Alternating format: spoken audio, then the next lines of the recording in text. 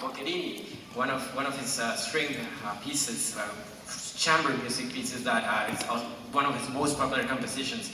If you've been following the Winter Symphony Orchestra, they performed a wonderful symphony from him, La Casa del Diavolo. He was an Italian composer that lived most of his time in Spain. And this piece, I thought of it because it was, as I mentioned before, a great way for us to get to know each other. And in this case, the strings, just specifically. That's why they were waiting for us, and that's why it's the first piece in the program. Now, the next one, it's a very important piece for me personally. The composer is Rodrigo Loman. He is a composer from Jalapa. If you have read a little bit of my bio, you notice that I was living in Jalapa before coming here. Jalapa is the capital city of the state of Veracruz. Jalapa, this is not important, but that's where jalapeños come from. Jalapa, jalapeños.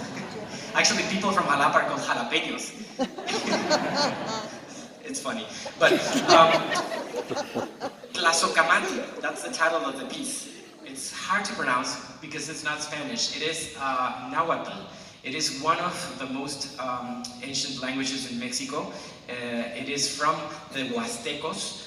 That's some of the people the culture that lived in a region in north of the state of Veracruz and south of Tamaulipas, a lot of those states that are bordering the Gulf of Mexico almost and going inwards. They were a very rich culture, and we still keep their language, and there's a lot of people who still speak it. Tlazocamati in Nahuatl means thank you, and that's the reason why I decided this should be a piece I perform and we perform in our first concert, because I'm extremely grateful for everything that has happened to me in the past 3 months almost. I got here September 8th, so it's not even been 3 months yet. Wow. But Rodrigo Loman is a very good friend of mine.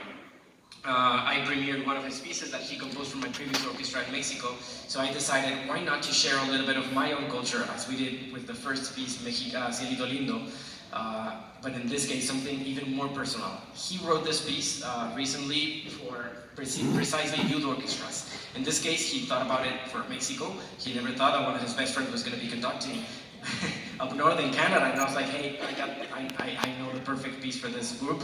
It's Tlazocamati, and we were rehearsing it, and after a while I said, hey, why don't you, we have these number of musicians, as you can see, and I said, why don't you make a version for us? So after I would say 3 weeks or a month, I knew I had the strength of the group, and I was like, okay, you can do this and that, make sure to write this new version, and he actually sent us within a week a new version specifically written for them.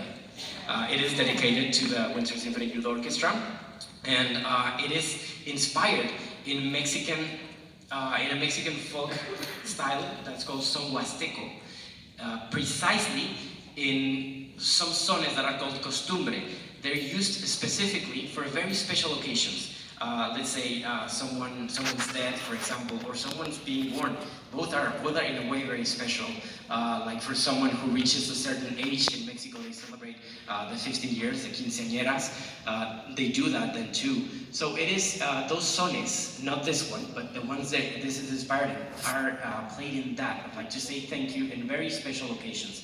So, of course, this is a very special occasion, and it is also my way to say thank you to all of you. Tlazocamati by Rodrigo Loman.